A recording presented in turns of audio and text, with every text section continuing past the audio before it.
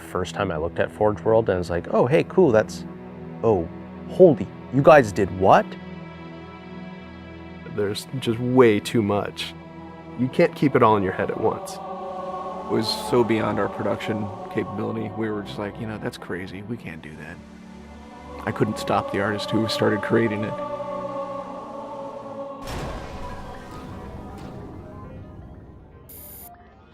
Forge is our editing tool that players can build their own maps. I mean, at its core, it's a map editor. We always had this vision right from the get-go, which is anyone can build anything. Giving the fans the tools they can take and run with it and make it their own. Forge World actually started as 5 separate maps. And I said, wouldn't it be cool if like you could play this and go over there and then play over there if you wanted? And Forge World was born. There were a lot of people telling us that, no, you cannot ship this as one big map. We have this awesome new automatically generated LOD system called impostering that makes objects that are really far away really cheap to draw. We're pushing what we can do with the Forge budget, so that lets us have many more objects up on the screen at once, which lets us put more objects into Forge. Interesting to take the Banshee or Falcon out for a spin in Forge World because it actually takes a while to get from one end to the other. The second you come into the space, you should know that you're on Halo. Our old friend, the Forerunners, come back because the Forerunners create all sorts of cool, interesting pieces of geometry. We wanted to give people a variety of locations that they could forge in a different way. So a gulch, an island, an interior, a very small outdoor pocket, and then the rock, which was kind of based off Ascension. Let's use a lot of interesting parts in it so that people can manipulate it or we can change it.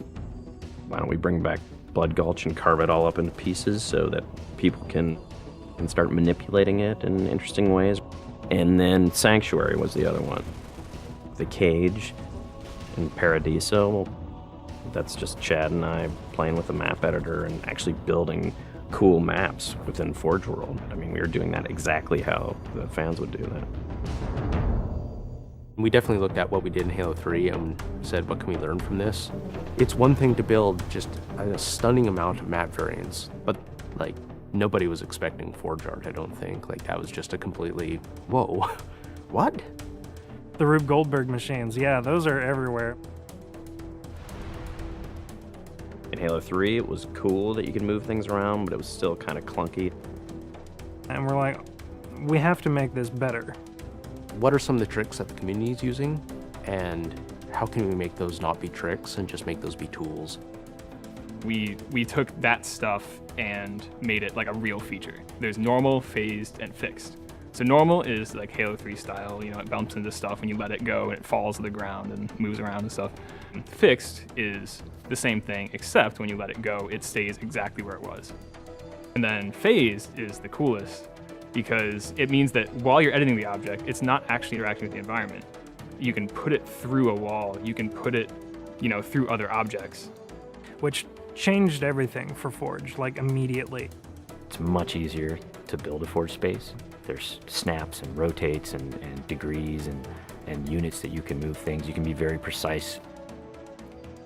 The camera controls, it's actually really good for object placement because like little touches on the stick don't translate into really sudden jumpy movements. And then we also have a fine editing mode. You click the stick in and then your camera starts moving very slowly. You're not spending like 3 hours trying to get one block to line up directly to 3 other blocks. You can select individual objects and say, get rid of all the objects of this type. So if you're trying to get rid of all the spawn points on a map because you want to go and replace all the spawn points, you can do that. You can do custom colors. You can take these Forge pieces and say, hey, that's blue. So the blue base can truly look like the blue base. Reach's expanded sandbox includes new things like, jetpacks. And if people want to build some sort of 3D map and really make use of the jetpack, they can do that now. Custom game options and Forge go together like peanut butter and jelly. You're able to do things with game types that people might not even expect. My favorite example is King of the Hill, where the warthog is the hill. I'm super excited to see what people do with it when it goes out, because there's so much crazy stuff in there that's amazing. We are shipping maps on the disc that we made in Forge ourselves. So The tools are there. If you have the time and the talent, you can make it. The community is just going to outstrip us and spank us.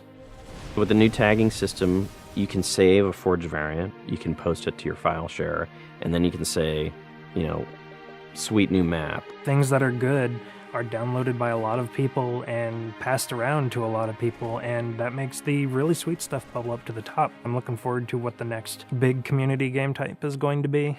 We realized that Reach was our swan song to Halo, and what better way to do that than to let people do what we've been doing all along, which is creating new cool maps. It's nice to go out with a bang, and this is a pretty big one.